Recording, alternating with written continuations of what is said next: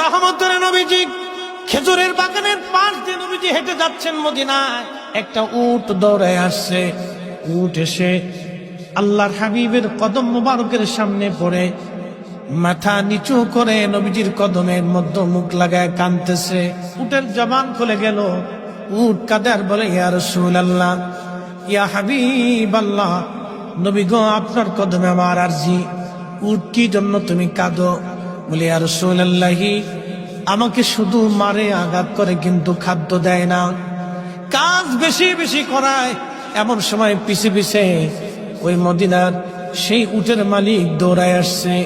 আল্লাহর নবী বললেন, ও উটের মালিক, তুমি কি উটের মালিক? বলে, হ্যাঁ ইয়া রাসূলুল্লাহ। তুমি কি তাকে খাবার কম দাও, কাজ বেশি করাও এবং মাঝে মধ্যে তারে পিঠাও? বলে, ইয়া রাসূলুল্লাহ, কি করে আপনি জানলেন? বলে, উট এসে তোমার বিরুদ্ধে আমার কাছে অভিযোগ পেশ করেছে। একবার জোরে বলা যাবে কি আল্লাহু আকবার? বিশ্ববিখ্যাত আল্লাহর একজন ওলি ছিলেন, তার নাম হযরত মালিক ইবনে দিনার আল ইরাকি আল বসরি রাহমাতুল্লাহ আলাইহি। হযরত মালিক ইবনে দিনার তিনি প্রত্যেক বছরে মক্কায় হজ করার জন্য ইরাকের বসরা থেকে আসতেন।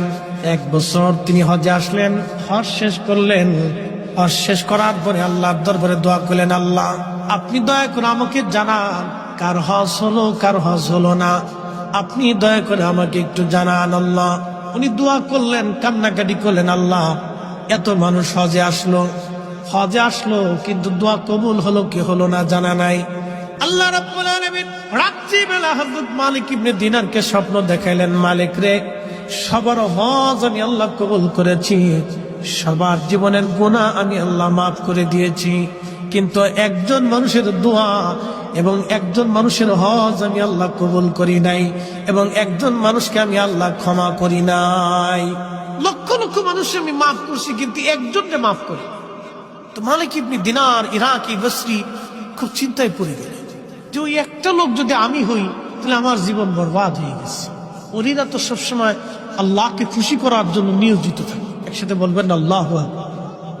ওলিরা কাকে সন্তুষ্ট করতেন? আল্লাহ, রসুল।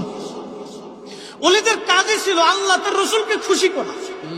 কত পদ্ধতি দিয়ে তারা আল্লাহকে খুশি করে, যত পদ্ধতি ছিল সব পদ্ধতি দিয়ে তারা আল্লাহ এবং তার রসুলকে খুশি করতেন। সবসময় তাদের কাজ ছিল আল্লাহ তার রসুলকে খুশি করা। আর আমরা হয়েছি ব্যতিক্রম, আমাদের কাজ হলো খালি শয়তানকে খুশি করা।